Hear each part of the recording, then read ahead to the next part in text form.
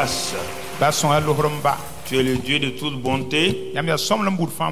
Tes compassions ne sont pas à leur terme. Elles se renouvellent ce matin pour nous, pour ton peuple et pour tous ceux qui sont en contact avec nous.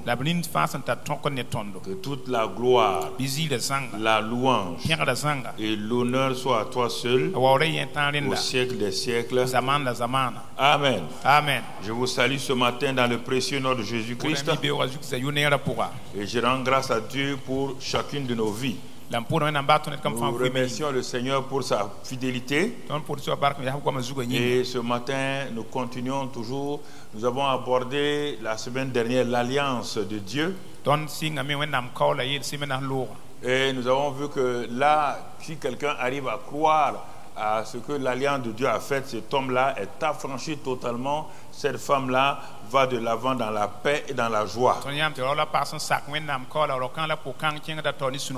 Mais avant toutes ces choses, nous avons passé 3-4 semaines pour parler d'abord de la préparation du cœur. Car comme je l'ai dit et je le dirai toujours, c'est le cœur de l'homme qui empêche d'être dans la paix, dans la joie avec le Seigneur. Tant que le cœur n'a pas accepté ce que Dieu dit qu'il est de faire, alors cet homme ou cette femme-là sera toujours dans l'embarras, sera dans des difficultés.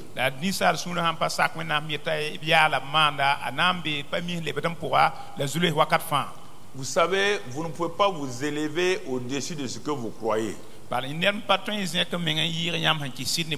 Jamais. Vous avez beau prier, prier, prier, prier, si vous ne croyez pas ce que Dieu dit, vous ne pouvez pas être élevé. Puisqu'il dit que même pour avoir la vie éternelle, il faut croire. Si déjà pour être sauvé, il faut croire. Pour être guéri, il faut faire quoi? Pour être béni, il faut faire quoi? On n'a pas dit de prier. On dit si tu crois, tu verras la gloire de Dieu. Jésus n'a pas dit à Marthe, Marie, commencez un combat spirituel maintenant. Commencez à prier. Il dit d'aller leur dire, voilà la parole d'alliance que je fais avec eux. Puisque je les aime, j'aime Marthe, j'aime Marie, j'aime Lazare. Même Lazare qui est malade là, je l'aime.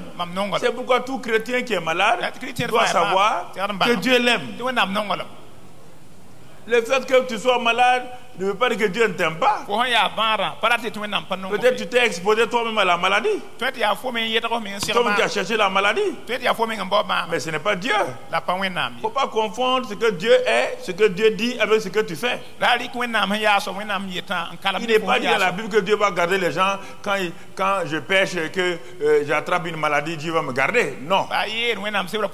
Nulle part dans la Bible il dit ça. Donc il ne faut pas vous leurrer pour cela. Dieu m'aime. On ne sait pas d'où la maladie de Lazare est venue. Mon frère, ma soeur, Jésus dit d'aller leur dire que la maladie qui est là sur Lazare là, elle n'est pas une maladie qui appartient au principe de la mort, au système de la mort et à Satan. Allez-y leur dire que le Père et le Fils seront glorifiés pas par la maladie, seront glorifiés dans cette situation-là. Mais est-ce qu'ils ont compris? On a dit la dernière fois, si tu n'as pas compris, si tu n'as pas saisi, si tu n'as pas la lumière, tu ne peux pas aller de l'avant. Nous avons vu cela mercredi passé. Mais et elles n'ont rien compris. Absolument rien. C'est ça qui va amener le problème. C'est ça qui va amener le problème. Bon, à la fin, Jésus, pour écouter l'introduction, quand Jésus est arrivé au tombeau, il a dit enlevez la pierre. C'est cette pierre-là qui fait que ça ne va pas. Cette pierre-là est le symbole de votre incrédulité, que vous n'avez pas cru aucune de mes paroles. Vous n'avez cru à aucune de mes paroles. Et c'est cette pierre-là qui empêche que Lazare sorte. C'est cette pierre-là qui va empêcher que Lazare revienne à la vie. Ma puissance n'a pas changé. Mon amour n'a pas changé. Ma gloire n'a pas changé. Mais ce qui bloque, c'est votre incrédulité. Votre incrédulité peut bloquer la main du Dieu Tout-Puissant. Et il va vous regarder, il va s'étonner, remuer la tête et puis continuer son chemin. Parce que vous avez décidé de ne pas lui faire confiance. Vous avez décidé de le faire menteur. En ce moment, il croise les bras, il vous regarde. Un incrédule qui prie, la Bible dit que sa prière est une abomination. Une abomination. La prière n'est pas un gémissement. La prière est une reconnaissance. La prière dit ce que tu as dit. Moi je crois et je viens devant toi pour élever ma voix. C'est ça la prière. La prière, ce n'est pas pour gémir que Dieu fasse quelque chose. Dieu a fait une alliance. Il t'a dit rentre dans l'alliance. En mon fils Jésus, j'ai tout accompli. Par ta prière, prends possession de ce que j'ai accompli. C'est ça qu'il te dit de faire. Mais si tu ne crois pas, tu ne peux pas prier. Puis c'est la prière de la foi. La prière de la foi qui donne des résultats. Mon frère, ma soeur, ce sont ces choses-là que nous développons et que nous allons de l'avant pour que les gens puissent progresser. Mais vous savez pourquoi on a duré sur le cœur? Et cela a été sensible dans la vie de plusieurs personnes. Ceux qui jusqu'à présent n'ont jamais laissé leur cœur au Seigneur, n'ont jamais laissé que le Seigneur visite leur cœur pour voir le contenu. Prenons l'exemple à Jérusalem pour vous montrer que ce que je dis, si vous voulez vous croyez, si vous voulez vous ne croyez pas. Il y a un temple qui a été bâti à Jérusalem. Et quand ça a été bâti, le but du temple là, c'est une maison de prière pour toutes les nations. Voilà, ce temple-là, il est appelé maison de prière pour toutes les nations. Au bout de quelques années, les gens ne croyant pas en Dieu, ce temple a été transformé en supermarché où on vend des objets religieux, on vend des pigeons et autre chose. Quand Jésus est arrivé, il veut entrer dans le temple de Jérusalem. Et il dit, mais c'est écrit maison de prière. Quand il pénètre dans le temple, il dit, ah bon, vous avez transformé ma maison de prière en caverne d'Ali Baba, en supermarché d'objets religieux, de reliques religieuses. Vous vendez là-bas tous les objets que les gens achètent pour la religion. Est-ce que Dieu est-il mort? Est-ce que Dieu est devenu faible? Jésus a pris un fouet. Et vous ne voulez pas que je prenne un fouet quand certains ne marchent pas droit? Je prendrai mon fouet, mon ami. Je le prendrai. Jésus a pris son fouet. Paul a pris son fouet. Moi aussi je prends mon fouet. C'est pour toi, c'est pas pour moi. Si tu ne veux pas être fessé, tu pars ailleurs où on caresse. S'il y a des pasteurs qui caressent, tu vas là-bas. Je ne caresse pas, je fouette. Mon ami, mon frère, ma soeur. C'est ça. C'est pour toi, c'est pas pour moi. Quand tu seras au paradis là, tu vas me donner quelque chose? Hein? Au paradis, tu vas me donner quelque chose? Mon frère, ma soeur, on va se poursuivre. Course ou poursuite. On va courir les uns derrière les autres.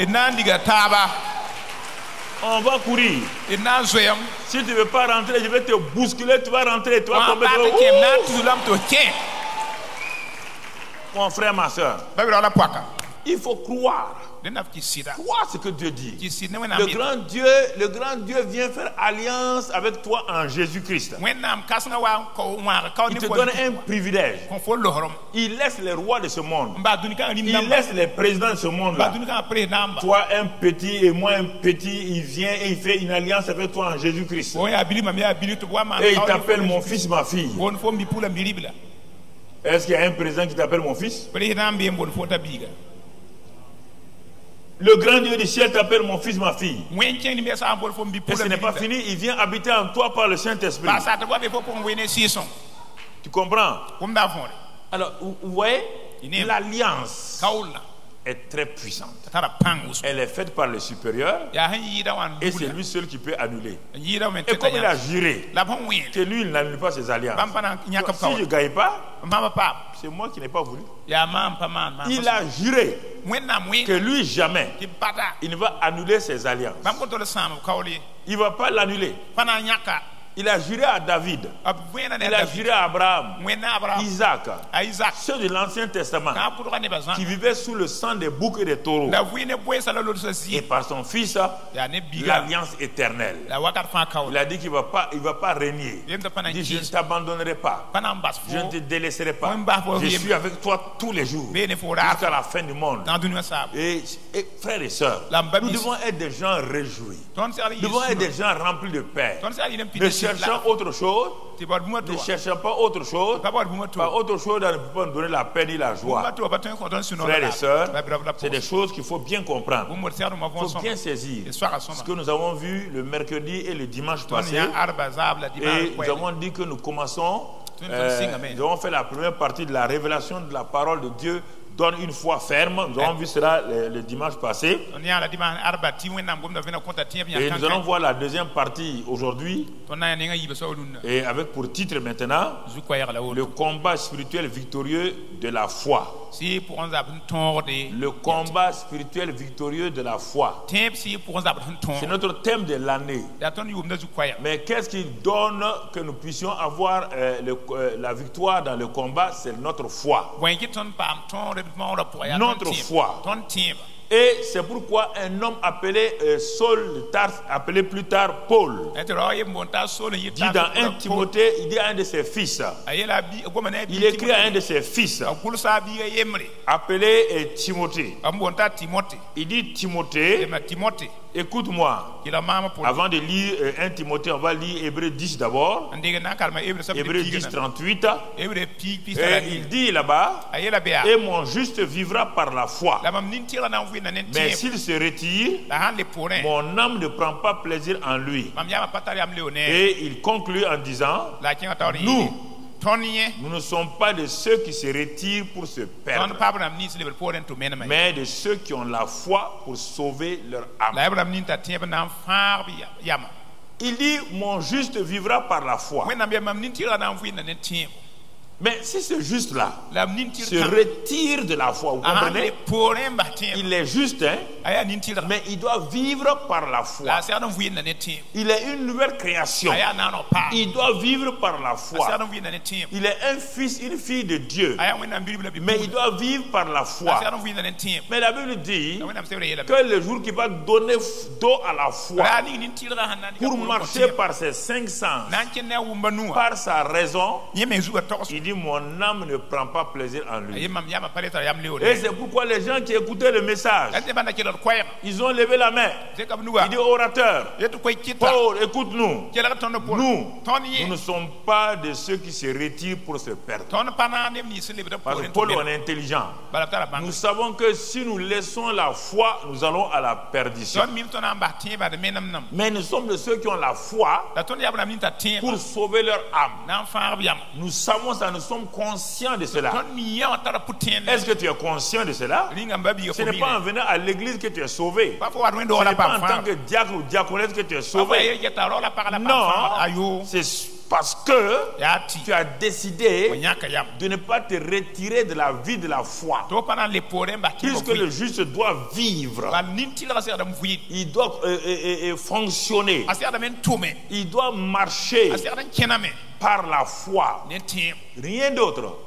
C'est la foi qui lui permet de croire tout ce que Dieu a dit. C'est pourquoi Paul dit à son jeune fils spirituel Timothée, dans 1 Timothée 1 verset 18, voilà ce que Paul dit. 1 Timothée 1 verset 18, Paul parle à son fils. Il dit, le commandement que je t'adresse, Timothée, mon enfant, selon les prophéties fait précisément à ton sujet. C'est que d'après ces prophéties-là, tu combattes le bon combat en gardant la foi et une bonne conscience. Il dit cette conscience-là, quelques-uns l'ont perdue et ils ont fait naufrage par rapport à la foi. Ils ont fait naufrage par rapport à la foi. C'est-à-dire, ils se sont noyés quelque part. Ils se sont noyés dans la mer de l'incrédulité. Ils se sont noyés complètement. Ils ont fait naufrage. Naufrage. Mon frère, ma soeur, il n'est pas bon que nous fassions naufrage. Que Dieu te garde le naufrage de l'incrédulité. Qu'il te protège et que tu sois obéissant pour aller de gloire en gloire au nom de Jésus.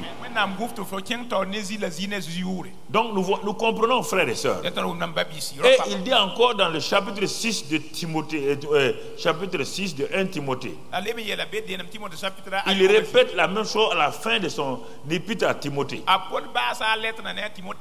Et 1 Timothée 6 verset 11, il dit pour toi, homme de Dieu, homme de Dieu, femme de Dieu, fuis ces choses, c'est-à-dire l'amour de l'argent et toutes ces choses-là, et recherche la justice, la piété qui veut dire attachement à Dieu, la foi, l'amour, la patience, la douceur. Il dit maintenant, combat le bon combat de la foi, saisis la vie éternelle à laquelle tu as été appelé et pour laquelle tu as fait une belle confession en présence d'un grand nombre de témoins. Quand nous avons la parole de Dieu devant nous,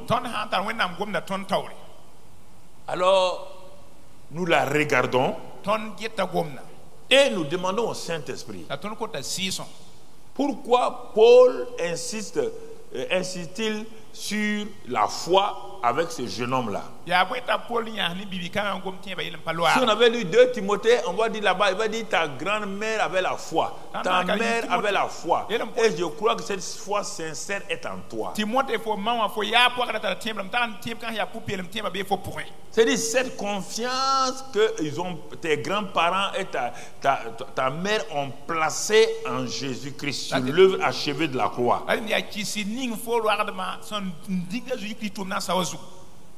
Ils ont placé leur foi, leur confiance en ce que Jésus a fait pour les hommes.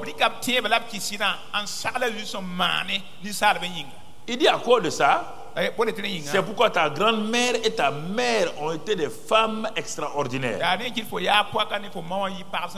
Et moi je crois, Timothée, que toi aussi tu as cette foi-là. Et cette foi-là doit te faire sortir de la peur, de la timidité et de la fuite. Quand on a cette foi, dit Paul à Timothée, dans 2 Timothée là, 1 verset 6, 7 et etc.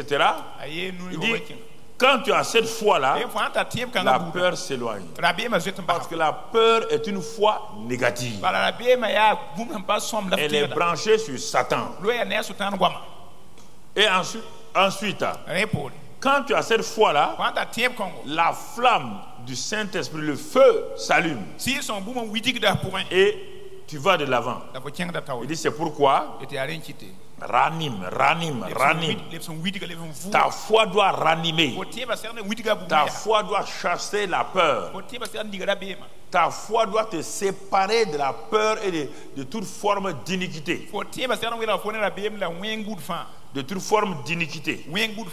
C'est important que tu comprennes cela. C'est important. Et dans le livre de Jude, tout juste avant l'Apocalypse.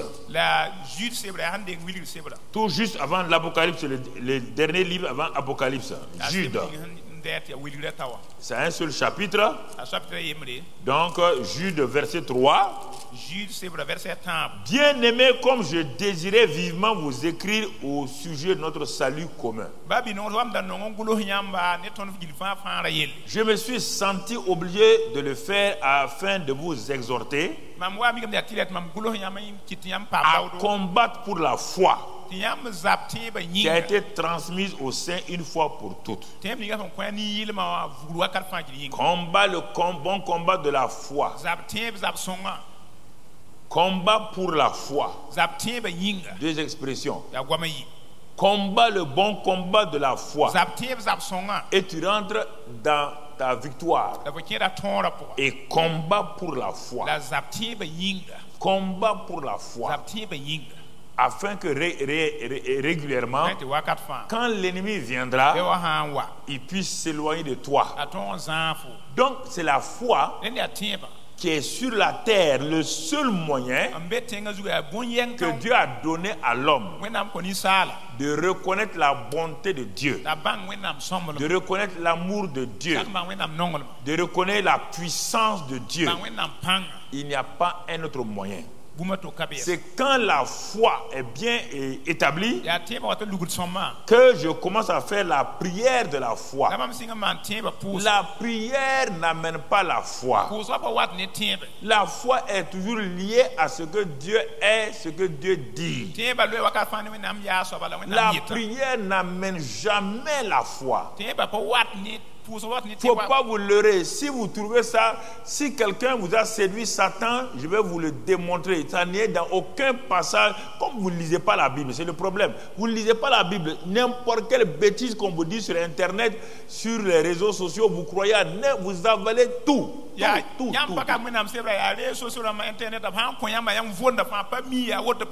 On te dit qu'on fait la prière de la foi. Et que sans la foi, Hébreux 11:6, on ne peut pas plaire à Dieu. On n'a pas dit sans la prière. On dit si tu ne crois même pas, ta prière est une abomination. Alors frères et sœurs, changez votre manière de voir. Ah, c'est tel grand homme qui a dit je m'en fous. Il n'y a pas un plus grand homme que Jésus et Paul. Tous ceux qui sont sur la terre aujourd'hui sont des copistes. Nous tous on est des copistes. Voilà. Copier, certifié, conforme. Simplement, les deux originaux c'est Jésus et Paul, même pas Pierre. Donc mon frère, si Dieu a suscité Paul pour parler, il n'y a aucun homme sur la terre qui va oser renier ce que Paul a dit. Aucune révélation. Paul dit même dans Galates, Paul était dur, hein? Vous dites que moi je suis dur. Il a livré déjà à Satan. Et puis il dit dans Galates, il dit même si un ange, vous entendez, si un ange ose venir pour contredire ce que lui il a prêché là, qu'il soit maudit. Gandago. Oui. Vous entendez? Ah, il sait qui il est.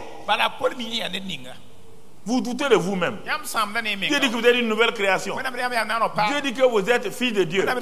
Vous doutez de ça. N'importe quel va-nu-pied qui vous rencontre, qui vous dit mais non, tu as péché, donc tu ne vaux rien. Ah oui, c'est vrai, je ne vaux rien. Pourquoi vous ne restez pas ferme dans la parole? Parce que vous ne vous nourrissez pas de la parole. Jésus a dit que l'homme vivra de toute parole qui sort de la bouche de Dieu. L'homme vivra, fonctionnera, aura la victoire, guérira, sera béni par toute parole sortie de la bouche de Dieu. Frères et sœurs, il n'y a pas d'autres moyens. Ne nous leurrons pas. S'il y en avait, on allait mettre ça dans la Bible. C'est important que nous comprenions. Donc si nous comprenons ces choses qui sont tout juste là pour nous situer, alors on va commencer pas à pas à voir maintenant Et on va lire pour cela Matthieu 11, versets 11 et 12. Matthieu 11, versets 11 et 12. Et nous allons découvrir quelque chose. Dans ce passage-là, Jésus parlait et les gens ont commencé à parler d'un homme appelé Jean-Baptiste. Jean-Baptiste. Et Jésus s'arrête et dit à ses disciples-là et à la foule qui les suivait, il dit, je vous le dis en vérité, parmi ceux qui sont nés de femmes, en dehors de moi-même, et en dehors de Adam et Ève avant leur chute, il n'en a point paru de plus grand que Jean-Baptiste. Oui. Ni Abraham, ni David. Non. Il dit le plus grand de tous ceux qui sont nés de femmes, il s'appelle Jean-Baptiste. Parce que c'est lui qui va introduire le Messie. C'est à cause de ça. Pas parce qu'il est important, hein.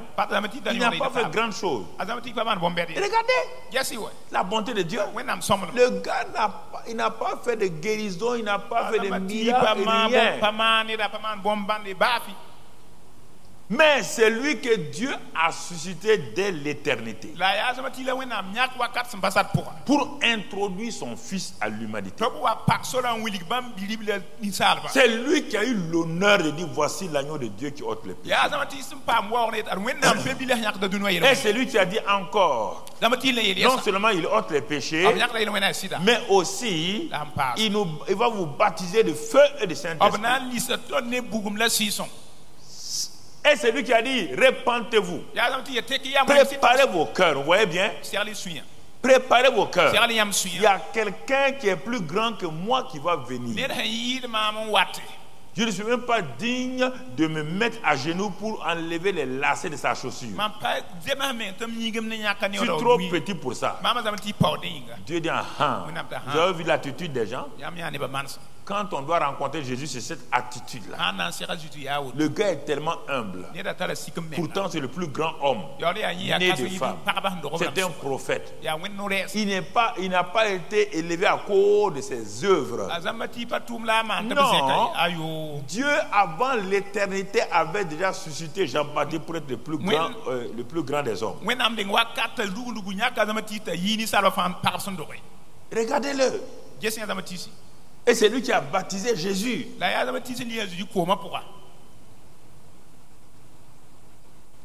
Et Jésus dit, cependant,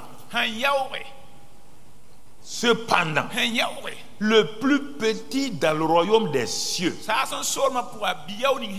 est plus grand que Jean-Baptiste. C'est-à-dire que quand vous voulez raisonner, vous voulez raisonner avec un raisonnement de scientifiques, de mathématiciens, c'est ça qui vous crée des problèmes.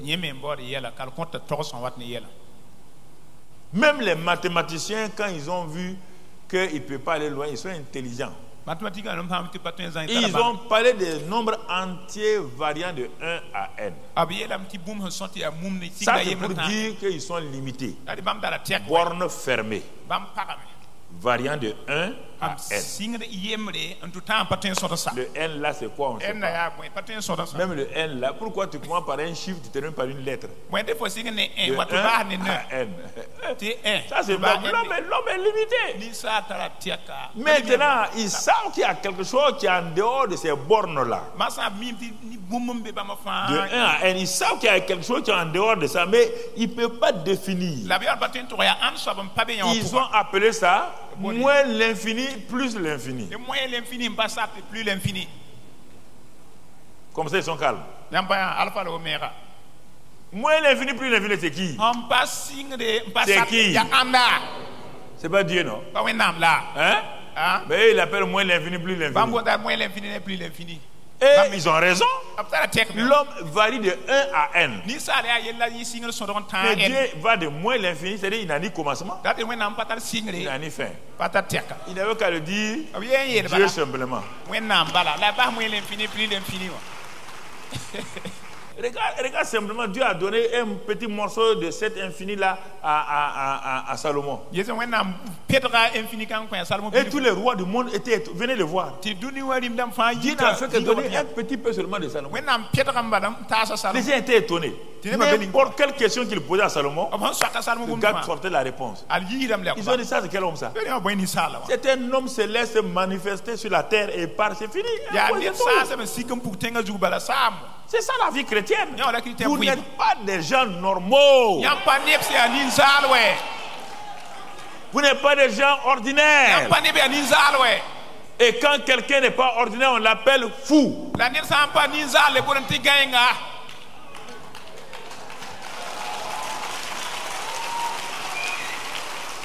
Quand les hommes ne peuvent pas vous cerner, ne peut pas vous contrôler, dit les fous là sont venus. Quand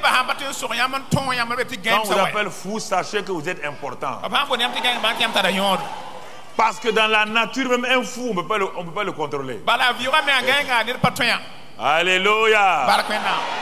Gloire à Dieu. Ne vous laissez pas impressionner par quelqu'un. Ils sont tous limités. Ils sont tous limités. Mais si vous limitez vous-même, ça vous regarde. Quand on a la... C'est que je vous dis là, vous croyez que c'est amusement? C'est la sagesse divine qui vient loger en vous. C'est pourquoi Bersalel sortait les inventions comme ça. Le jeune Bersalel sortait les inventions avec son ami Uri. Il sortait ça dans n'importe quel domaine. Les inventions, tout. Il faisait tout. Dieu a dit non, il y a deux gars là. Quand ils vont prendre ton tabernacle là, ils vont transformer ça. Ils l'ont pas fait. Alors, mon frère, cette intelligence supérieure là, à tel point que les gens de Babylone ont dit que Daniel a une intelligence supérieure. Tu entends? Ils ont pris les meilleurs de Babylone, le plus grand empire que le monde n'ait jamais connu. L'empire babylonien. Il y avait des gens exceptionnels là-bas.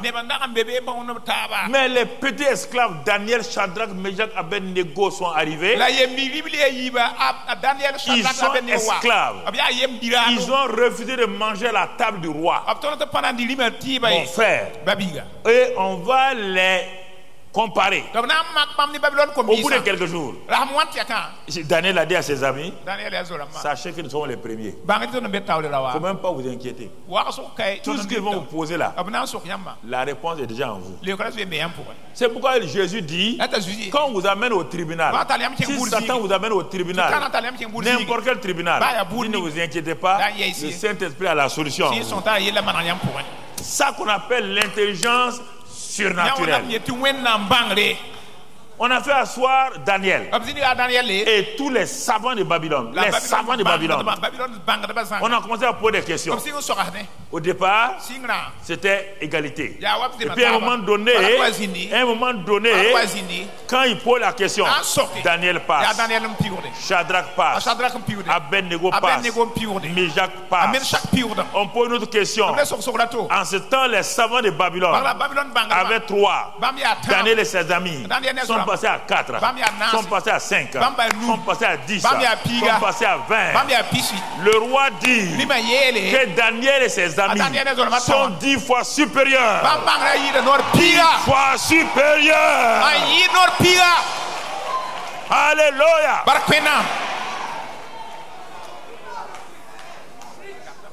10 fois supérieurs. Alléluia. Ça, c'est les gens qui n'étaient pas nés de nouveau. Toi, tu es né de nouveau. Tu n'es pas 20 fois supérieur, hein?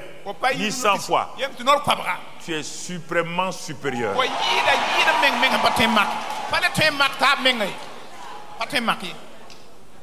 Crois ça, mon ami. Mais si tu te laisses aller, tu penses que tu n'es pas comme ça, tu es libre. Hein? Tu es libre. Tu es libre, mon frère. Et tu penses que tu es une femme vaurienne. Il n'y a pas de problème. Vaurienne. Toi, une femme excellente, tu dis que tu es vaurienne. Et tu laisses ton mari te dire que tu es vaurienne. Il dit, si toi tu es si moi là, je ne suis pas vaurien. Tu comprends, mon frère? Sois béni et sois loué. Au nom de Jésus-Christ. Amen. Amen.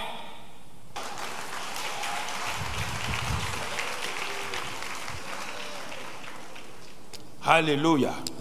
Les violents. Il dit verset 12. Les violents. Les violents, mon frère. Jésus, il parle de ça. Il parle des violents. Depuis le temps de Jean-Baptiste. Jean-Baptiste est la borne inférieure. Depuis le temps de Jean-Baptiste jusqu'à présent, le royaume des cieux est forcé. Et ce sont les violents qui s'en emparent. Les violents, c'est qui?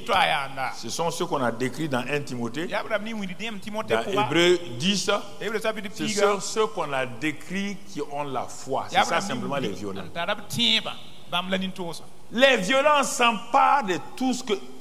Il y a 3 domaines que je vais dire, 3 domaines dans lesquels les violents s'emparent des choses et vraiment montrent au royaume qu'eux ils sont vraiment des fils et des filles violents de Dieu.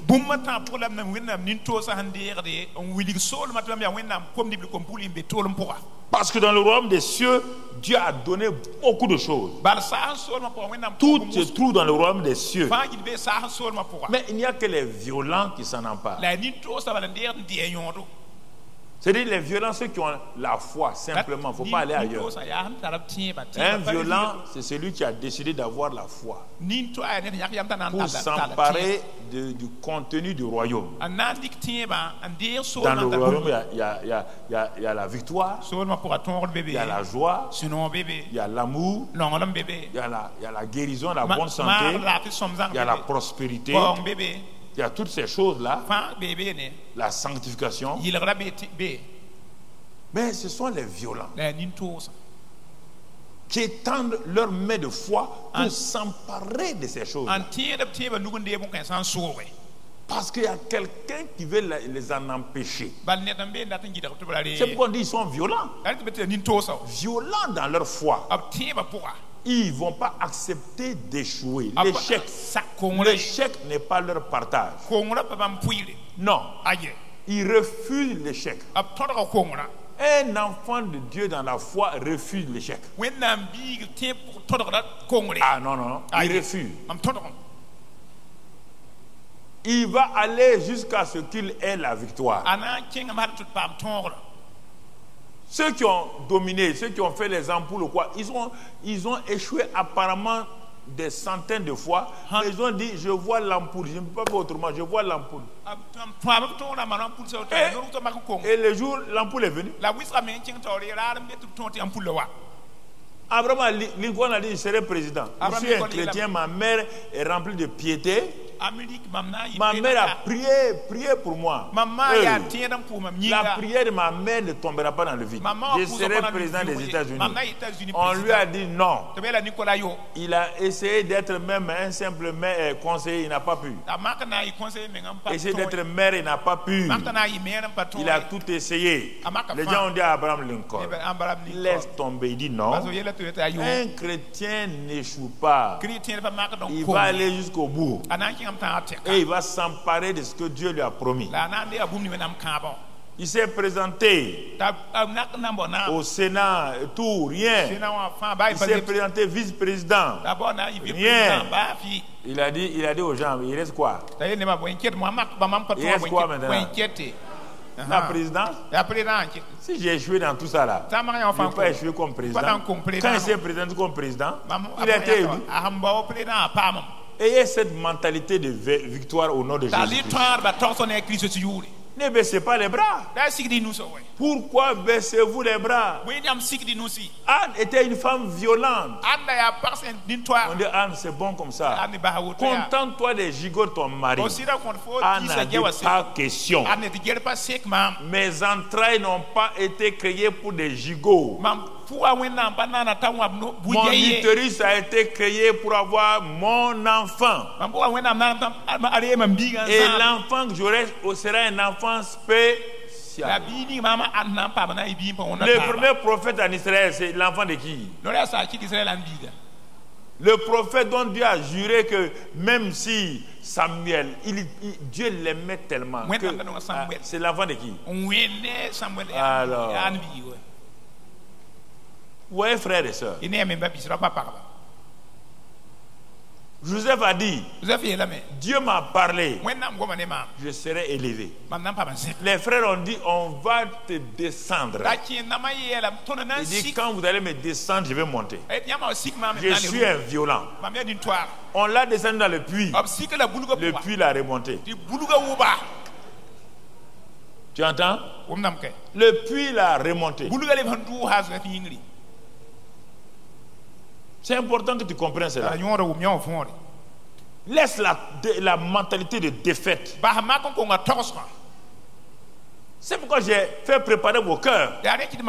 Vous croyez que moi je m'intéresse à votre cœur? Moi je ne m'intéresse pas à ton cœur. J'ai parlé pendant 3-4 semaines pour que ton cœur soit libre de croire à ces choses-là simplement. Simplement. Ah, papa parle comme ça là même. Il élève la voix là. Mon ami, si tu vas aller tomber dans le feu là, je vais élever ma voix. Je ne vais pas te laisser. Les violents, ce sont eux qui héritent. On a vu les violents de l'Ancien Testament. Tu l'as vu? Quand on va attaquer Hébreu, on va voir leur liste là. Regarde-les. C'est des gens ordinaires. Mais quand ils ont saisi la parole de Dieu, ils sont devenus extraordinaires. Et c'est pourquoi Dieu a été obligé de faire un chapitre entier sur leur vie. Frères et sœurs, il n'y a aucun d'entre eux qui était un homme extraordinaire par lui-même. C'était tous des hommes ordinaires. Certains dans l'échec, d'autres eux dans la défaite. Mais quand ils se sont appuyés, Dieu les a élevés.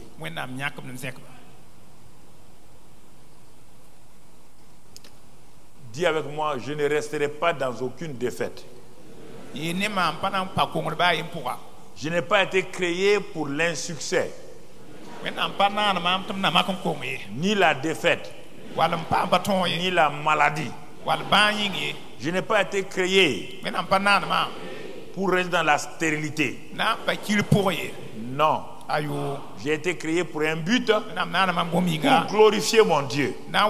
Et pour cela, j'ai la foi. J'ai la foi.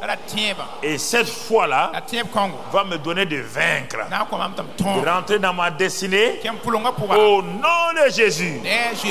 Alléluia. Les violents. Dans quel domaine d'abord tu dois exercer ta violence? J'ai mis 3 domaines. Il y en a plus, mais j'ai réuni ça en 3 domaines. Quels sont les domaines dans lesquels tu dois exercer ta violence, ta foi violente? Le premier domaine dans lequel c'est tout ce que l'œuvre accomplie, l'œuvre achevée de Christ.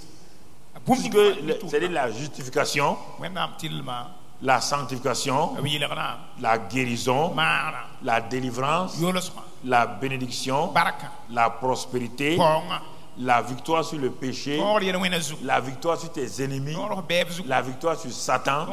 Ça, c'est le premier domaine où, en tant que violent, tu dois exercer ta foi. Parce que c'est un paquet, l'œuvre achevée de Christ. C'est un paquet, l'œuvre achevée de Christ. Il a accompli. Il nous a déjà bénis de toute bénédiction. Il te dit, voilà le plateau, sers-toi. Tu vas à une fête. quelle que soit la bonne nourriture qu'on a préparée, tu n'auras jamais le goût de cette nourriture si tu ne tends pas ta main pour aller prendre la chose pour mettre dans ta bouche. Dieu a préparé de grandes choses pour toi par l'œuvre achevée de Christ. Mais tu ne veux pas utiliser la foi, la main de foi. Tu veux rester là, que Dieu vienne ouvrir ta bouche, il ne le fera pas. Dieu n'est pas un oiseau, tu n'es pas un oisillon. Il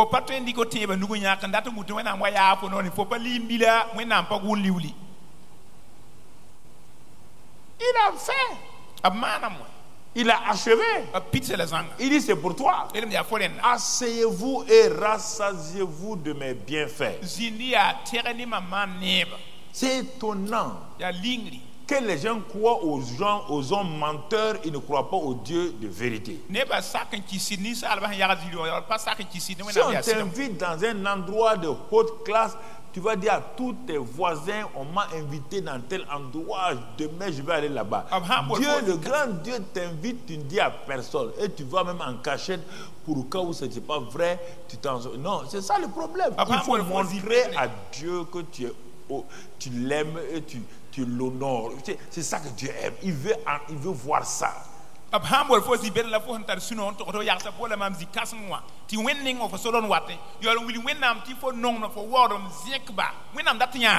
Les gens disent que la religion est privée. La religion est privée, mais pas la vie chrétienne. La vie chrétienne est publique. C'est différent de la religion. Ça n'a rien à voir avec la religion. Jésus dit allez partout montrer aux gens que vous êtes chrétien.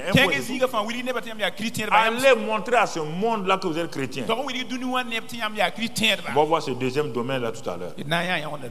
Premier domaine, Jésus dit exerce ta foi violente pour t'emparer de ce que j'ai fait à la croix de Calvaire pour toi et par ma résurrection et mon élévation.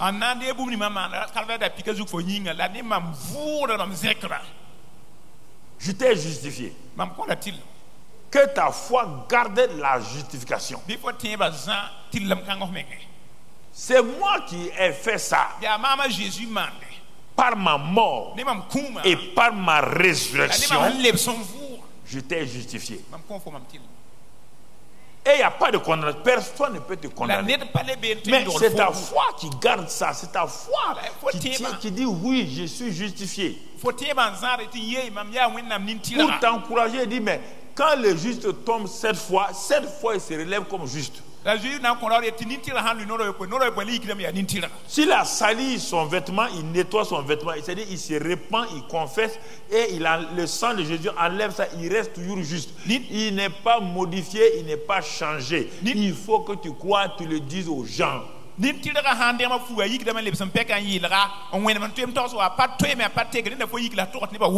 Le violent croit, le violent parle et le violent agit.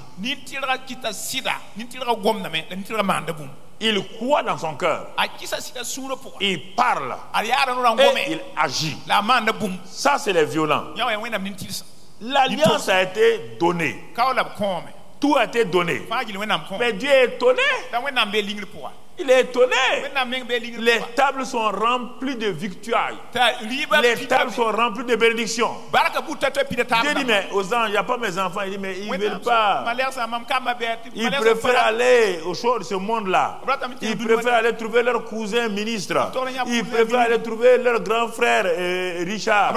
Ils préfèrent aller trouver tant. Mais ils ne veulent pas venir à la table de tes bénédictions. Dieu est étonné. Il est étonné.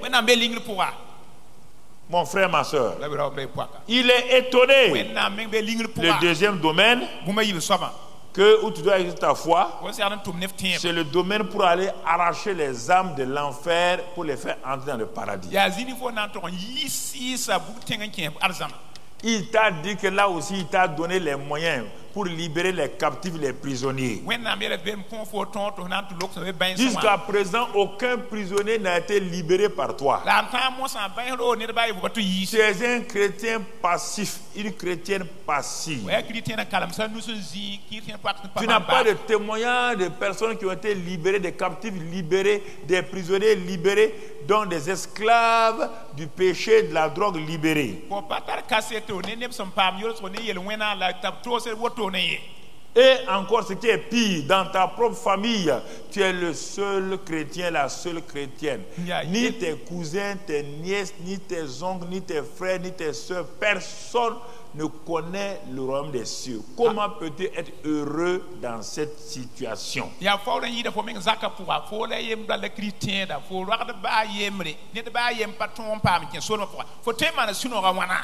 confondu le royaume des cieux et le royaume de tes intérêts. Le royaume de tes intérêts, tu viens à l'église pour avoir des choses pour toi. Mais Dieu dit, comment vais-je te donner ces choses si elles ne servent pas pour aider tes frères, tes soeurs et tes cousins, tes cousines, tes voisins du quartier? Si c'est pour toi, moi je ne nourris pas les égoïstes.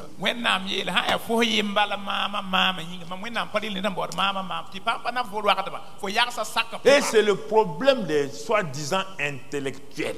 Moi j'ai horreur. Ils sont assis, des professeurs, des docteurs, ils sont assis à ne rien faire, des chrétiens, politiciens, ministres, députés. Ils ne font rien pour que l'évangile soit annoncé à leurs collègues. C'est terrible, hein?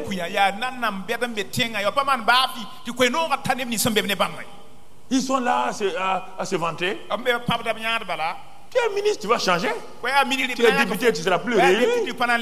Tu es président, tu n'es pas sûr d'être réélu.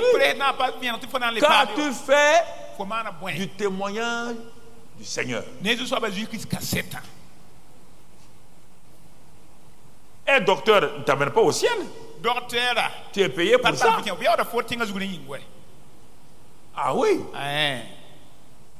Un docteur chrétien, pas parce qu'il soigne les malades, à cause de ça, il ne fait pas l'œuvre de Dieu. Le docteur athée fait l'œuvre de Dieu. Le docteur qui se moque de Dieu fait l'œuvre de Dieu, fait soigne les malades.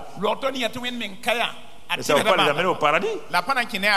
Si tu es docteur, tu dois témoigner. Témoigner, amener tes gens. Mais tous les jours, on veut tel équipement. Tous les jours, si on avait ça, mais mon frère, ma soeur, il te dit ça. Voici le vrai problème des chrétiens.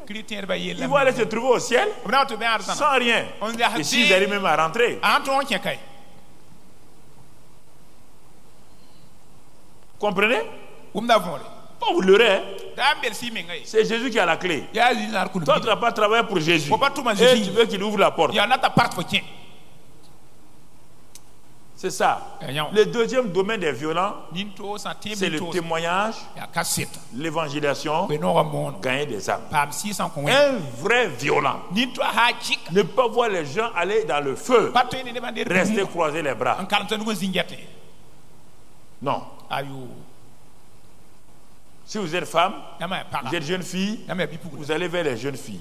Si vous êtes femme, dans tel domaine, allez vers les domaines de votre, les femmes de votre envergure. Allez-y parler. C'est important. Allez-y. Vers les filles du lycée, de l'université, de l'atelier, ou bien du marché où vous êtes. Témoignez-leur de l'amour de Christ. Montrez-leur que Jésus est vivant. Ça, c'est important. Important, vous ne devez pas mélanger les choses. Mais si vous êtes là, vous n'attendez que Dieu fasse ça pour vous, il fasse pour vous, vous n'êtes jamais, vous devenez sanguin, vous n'êtes jamais satisfait. Vous n'êtes pas violent. Troisième domaine dans lequel nous devons être violents, c'est dans la prière d'intercession. La prière d'intercession. Les violents assaillent le ciel, assaillent le ciel, assaillent le ciel. Régulièrement. par leur prière de foi, assaillent le ciel pour que, comme Daniel, il a assailli le ciel plusieurs fois. Quand il a entendu que la prophétie de Jérémie c'était 70 ans pour eux et que les 70 années approchaient, Daniel a assailli le ciel. Il a assailli le ciel tout seul. Il n'a pas besoin d'une deuxième personne. Il a intercédé jusqu'à ce que Dieu ait ouvert le ciel pour balayer Satan qui se tenait au deuxième ciel et que l'ange vienne lui donner la réponse à sa prière.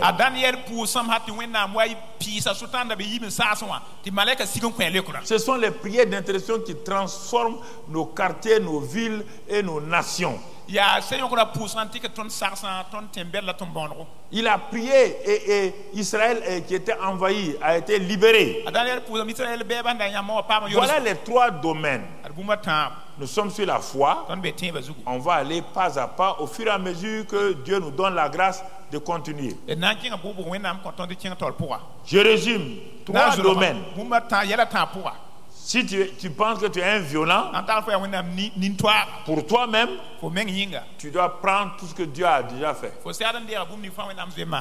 Dieu n'est pas contre ça. Mais quand tu commences à voir ces choses, Dieu attend que tu fasses, que tu ailles dans le deuxième domaine, le salut des âmes. Et tu peux combiner ça avec l'intercession. Tu fais la liste de tes parents, de tes amis. Le centre est né par ça. Quand on a mis en place le centre à Koulouba,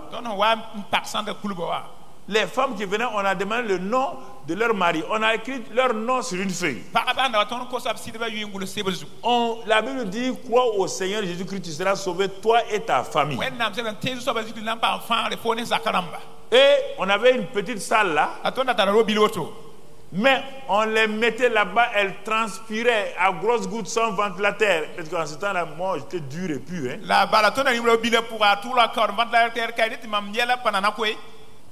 Comprenez? C'est important.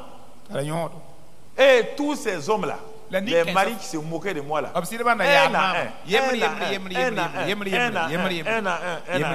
ils sont dans toutes nos églises à Ouagadougou.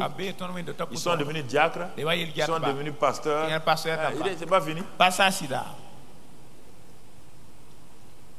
Vous comprenez? Voilà les trois domaines simplement que je vous donne. D'abord, les choses pour vous-même,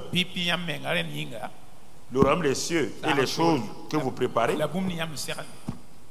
l'évangélisation, le témoignage, et enfin, l'intercession. Cachez-vous. Prenez le nom de tous les pasteurs. Criez. De prier pour vos conducteurs spirituels ou des diacres, où vous voyez que le groupe musical, il y a des gens qui déconnent, prenez leur nom, allez devant le trône de la grâce, dites leur nom, dites leur nom, dites leur nom, dites leur nom, dites leur nom.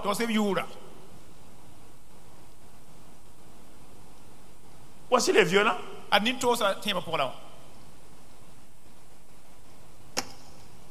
Tes parents, les gens du bureau, ils se moquent de toi. Ils se moquent de toi parce qu'ils ne savent pas. Ils sont jaloux, mais ils ne vont pas te le montrer. Ils font semblant d'être alors qu'ils sont jaloux de toi. L'amour va te pousser à prendre leur nom. Ton patron, ton persécuteur, là, tu prends leur nom, tu pries pour eux. Ne prie pas pour qu'ils meurent, ils ne vont pas mourir. Sinon, tu deviens un criminel spirituel. Prie. Crie pour eux. Que Dieu les touche. Jésus a dit de prier pour ceux qui vous maltraitent. Priez pour ceux qui vous maltraitent. Et vous allez être étonné de voir que votre foi violente là va amener tous ces gens-là. Va amener. On a vu toutes sortes de cas ici. L'intercession. L'intercession. La prière. Veillez. Le combat de la foi. Si tu ne développes pas ça, tu ne peux pas aller de l'avant. Les gens croient que je suis contre la prière. Le centre vient de la prière. Ça ne vient pas. Ça ne vient de la foi et de la prière. Donc c'est pourquoi je rentre dans ces choses-là pour redimensionner, pour que tu comprennes les 3 dimensions. Si dans ta vie, tu n'arrives pas à t'emparer des bénédictions que Dieu a prévues pour toi, comment veux-tu communiquer ces bénédictions à tes parents et tes amis? Comment tu vas aller prier avec efficacité? C'est pourquoi ta vie est comme ça. Tout le temps en train de pleurer. Tu cherches les gens qui vont t'aider, qui vont te imposer les mains sur toi. Ça ne donne rien. Ça, c'est le christianisme de maintenant. Il y a 12 ans en arrière.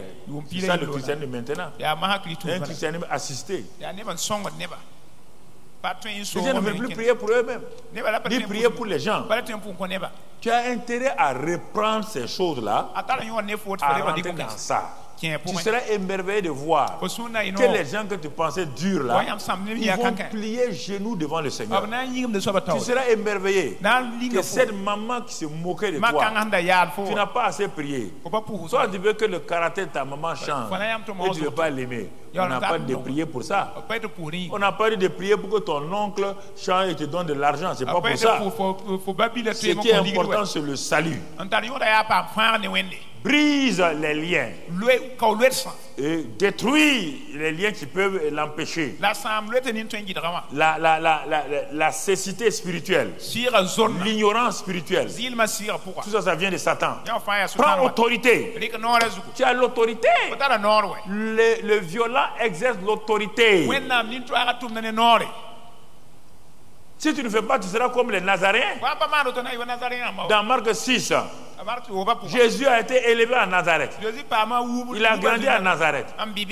Bon, quand il a commencé le ministère, il a dit, bon, je vais aller dans ma ville où j'ai grandi là, pour qu'ils soient les premiers bénéficiaires. Ah, ils seront contents sûrement de savoir que le petit là, c'était le fils de Dieu au milieu d'eux. Et ils vont voir. Je sais qu'il y a beaucoup de malades à Nazareth. J'ai grandi là-bas, je les ai vus. Je connais tous les malades de Nazareth. Il est parti, il est rentré à Nazareth. Quand il est venu du Jourdain, il est rentré à Nazareth. Il a commencé à prêcher.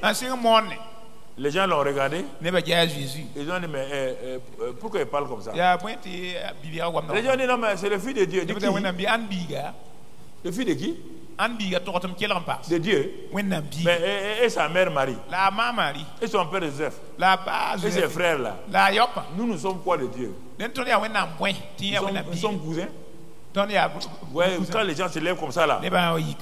Ouais, c'est les gens de Karambiri là. On les a vus ici. Hein? C'est là brusquement, ils disent qu'ils sont pasteurs. Hein? Ils sont en train de vous tromper. C'est comme ça.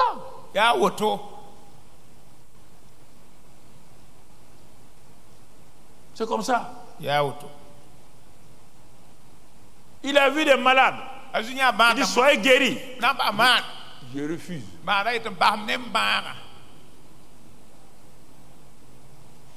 Il ne put faire, pas il n'a pas voulu, il ne put faire. Et écoutez toute la puissance divine.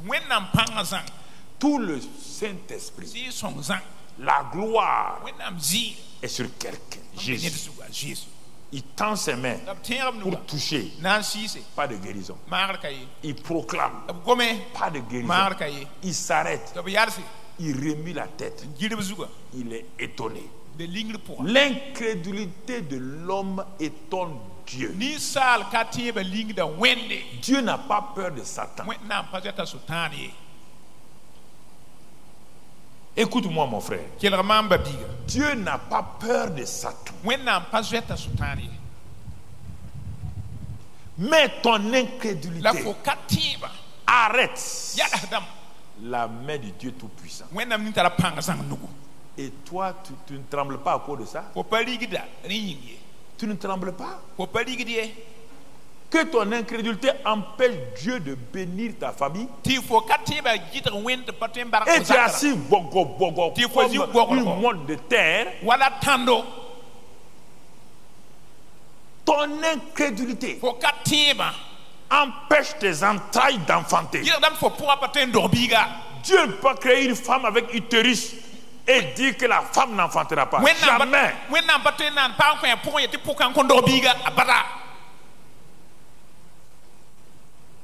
Ton incrédulité empêche Dieu de mettre cette vie abondante en toi.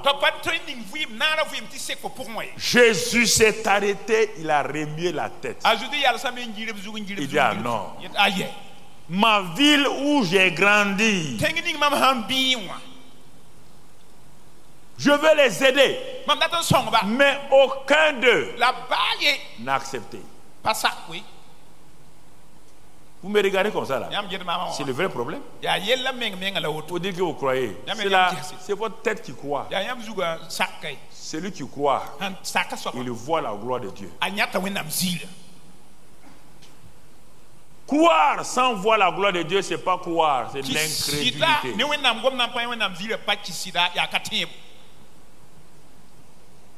Ne crois-tu pas? Ne t'ai-je pas dit que si tu avais exercé ta foi violente, tu verras la gloire de Dieu avant que je vienne. Je n'ai pas besoin de venir dans ta maison. Toi-même, tu allais, et Lazare, ton frère, là, tu allais voir la gloire de Dieu. Et tu serais bien, mais comme tu ne l'as pas fait, tout va revenir sur moi. Il dit, ouvrez la pierre. Roulez la pierre. Ce n'est pas Dieu qui roule votre incrédulité. La prière n'ouvrira pas votre incrédulité. C'est de vous repentir et de dire je crois ce que Dieu a dit. Je crois ça et je marche avec ça. Et vous allez voir, quand Anne a fait cela, elle a dit Marie incrédule, co-épouse incrédule, toute forme d'incrédulité, je vous laisse derrière moi. Anne a pris la résolution. Elle est partie. Elle est entrée. Anne dit aujourd'hui c'est aujourd'hui. Aujourd'hui c'est aujourd'hui. Je ne sortirai pas d'ici sans un enfant dans mon utérus. Elle est restée le matin. Elle ne savait pas comment prier. C'est pourquoi elle a commencé par les larmes. Elle a commencé par les larmes. Dieu dit, j'espère qu'elle ne va pas se lever partie maintenant.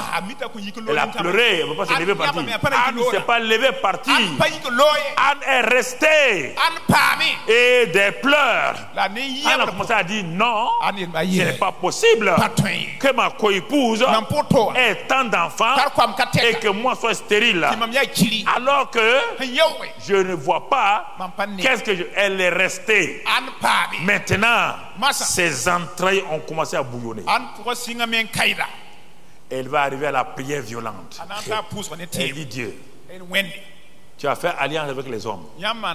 Je sais ça.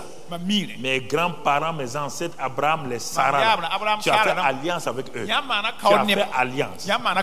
Et moi, j'entre dans cette alliance. Et voici, j'entre dans cette alliance comment? Pour moi, c'est très spécifique. Je veux un garçon. En me donnant le garçon là, je te le redonne.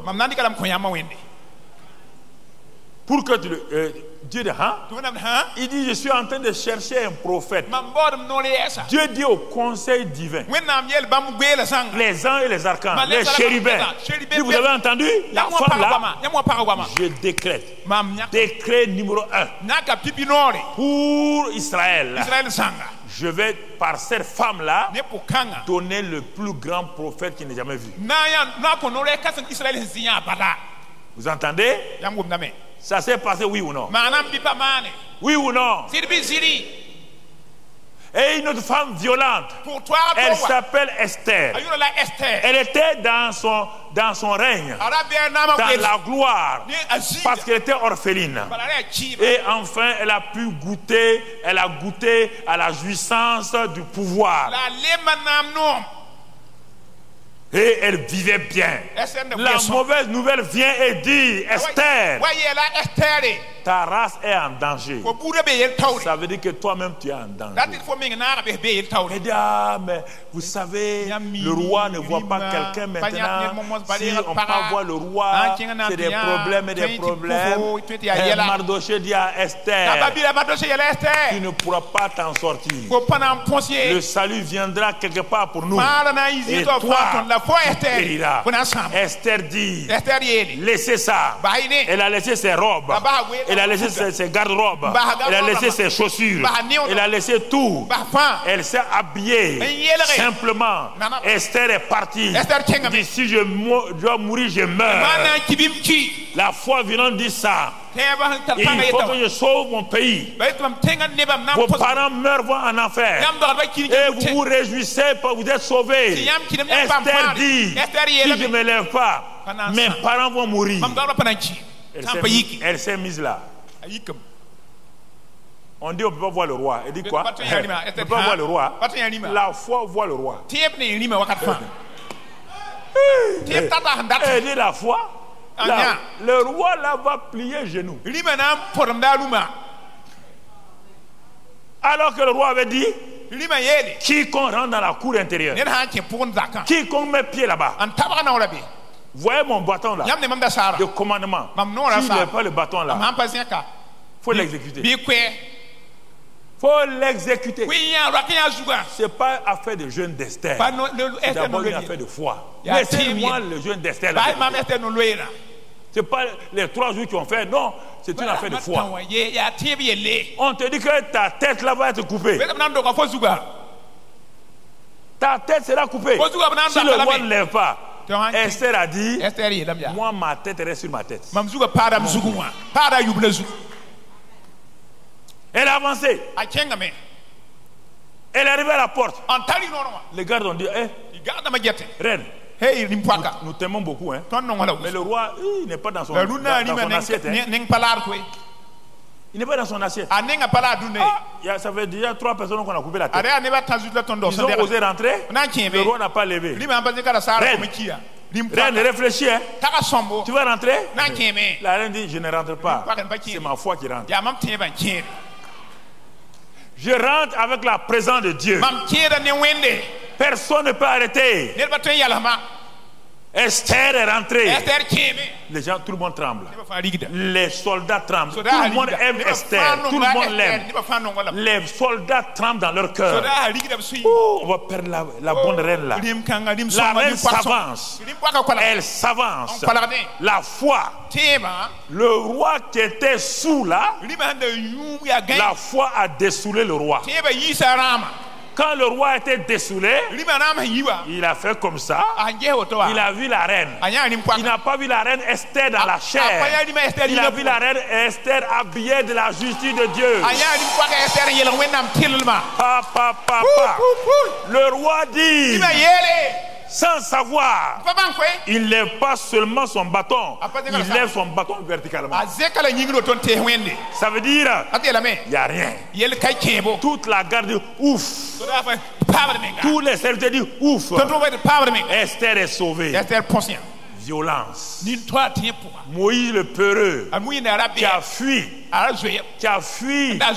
le palais de Pharaon il y a 40 ans. Le monsieur revient à 80 ans. 80 ans, normalement, il est en train de tituber. Il est en train de tituber. Non! On dit que la foi de Moïse l'a rendu vigoureux. Moïse ne portait pas de lunettes. Il est venu, les gens disent, tu vas où? Il dit, je m'en vais chez Pharaon. Moïse. Avec quoi? Un bâton.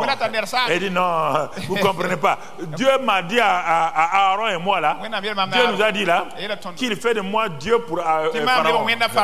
Et que Aaron est mon prophète. C'est Dieu le prophète qui rentre chez Pharaon. On peut les arrêter? On peut arrêter Dieu? On peut arrêter Dieu? Il a envoyé ses magiciens. Pharaon, Moïse dit à son prophète, Aaron, parle aux magiciens là. Il fait un miracle, ils font des miracles. Deuxième miracle, troisième miracle. Ils sont bloqués. Ils sont allés dire à Pharaon, ici c'est le doigt de Dieu. Le doigt de quel Dieu? Le Dieu Moïse qui est là. Oui ou non? Est-il sorti de l'Égypte avec son peuple, oui ou non? Vous pouvez sortir vos familles de votre chose au nom de Christ Jésus. Rien ne peut les retenir si vous avez la foi. Rien. Oh. La présence de Dieu est là. Rien ne peut les arrêter. Marata Kotorotoko. Ritaka Babarata Koskuriamba Braida. Oh, alléluia. Merci Seigneur. Merci pour ton amour. Merci pour ta grâce. Élève ta voix, parle en langue. Rotaka brada koroskondo brianda bahanda. Ritaka babaroto koroskondo brianda. Lere kendroto koroskondo braida. Rotaka ba koroskondo brinda. Anda braskorida krita koroskunda. Alléluia. Merci Seigneur.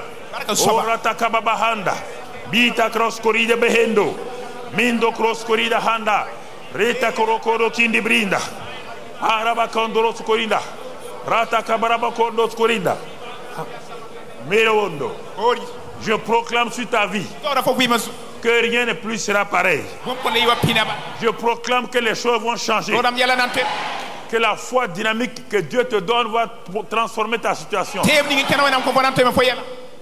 Que tes entrailles seront visitées par le Dieu de gloire. Que ta situation professionnelle va changer de fond en comble. Je proclame que tes parents vont te suivre pour venir. Je proclame que je mets fin à cette maladie qui habite dans ton corps. Tu ne mourras pas jeune, tu seras rassasié. Dans le nom de Christ Jésus. Que la gloire de Dieu se manifeste sur toi maintenant. Et que la bonté de Dieu soit sur toi. Dans le puissant nom de Christ Jésus. Élève ta voix et remercie le Seigneur. Le Saint-Esprit est en train d'agir maintenant. Le Saint-Esprit agit. Le Saint-Esprit agit. La fanfare va me jouer. Gloire à Dieu, gloire à Dieu.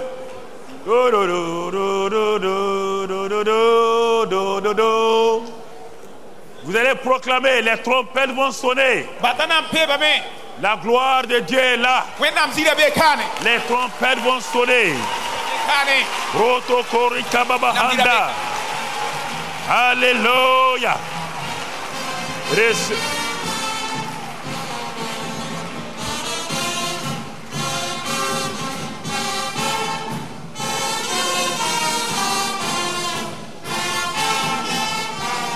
Gloire à Dieu.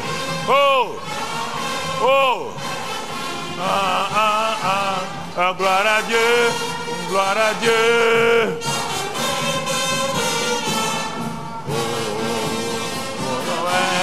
Jésus est vainqueur, que toute la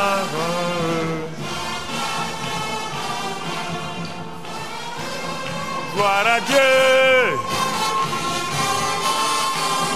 Gloire à Dieu, gloire à Dieu. Monde réjouis-toi. Jésus est vainqueur, que toute la gloire. Alléluia. Alléluia. Pose ta main. Oh, tes deux mains sur ton cœur. Dis avec moi, Seigneur. Je ne serai plus la même. Parce que je réalise aujourd'hui que ta grâce est suffisante. Que ta bonté n'a pas de limite. Et ta compassion se renouvelle pour moi. Et je vis dans cette grâce-là de ta présence. Je reçois tout ce que tu m'as donné. Et je rentre dans mes bénédictions. Et je gagne des âmes pour toi. Et je libère les captifs. Merci Seigneur. Parce que la foi qui est en moi est une foi violente, une foi victorieuse. Et je marche dans cette victoire-là. Sois béni et sois loué. Sois glorifié et sois exalté. Merci Père. Dans le précieux nom de Jésus. Amen. Amen. Amen. Amen. Amen. Amen. Gloire à Dieu. Asseyez-vous dans sa présence. Merci Seigneur. Merci Seigneur. Voici ce que je voulais vous dire ce matin afin de vous encourager. Parce que comme je l'ai dit, quand le cœur est bien préparé, le cœur reçoit ces choses. Mais quand le cœur n'est pas préparé, ça sonne bien à l'oreille, mais ça n'entre pas dans le cœur. Le cœur est très sensible. Le cœur est très très très sensible. Donc veillez sur votre cœur. Entretenez, ne laissez pas. C'est votre jardin. Ne laissez pas le serpent ancien y entrer. Il va vous nuire. Faut pas vous fâcher. Quand on vous dit quelque chose, pas vous fâcher. Quand le serpent ancien rentre quelque part, il détruit. Il n'apporte pas la paix. Il n'apporte pas la joie. Donc que la grâce de Dieu soit sur chacun d'entre nous et que sa paix soit sur nous. Au nom de Jésus. Amen. Amen.